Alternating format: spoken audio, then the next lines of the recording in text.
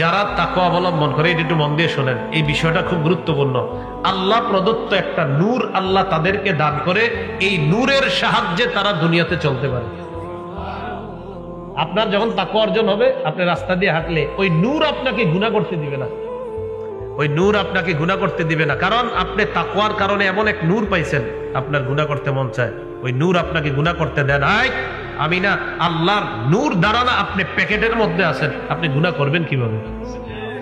আপনি তো আল্লাহর নূরের প্যাকেটে আছেন। সূরা হাদীদের 28 নম্বর আয়াত আল্লাহ বলেন, ইয়া আইয়ুহাল্লাযীনা আমানুত্তাকুল্লাহ ওয়া আমিনু বিরাসূলিহি ইউতিকুম কিফলাইনি মির রাহমাতিহি ওয়া ইয়াজআল লাকুম নূরান তামশুনা বিহি ওয়া ইয়াগফির লাকুম। আল্লাহ বেশি বলতেছে না,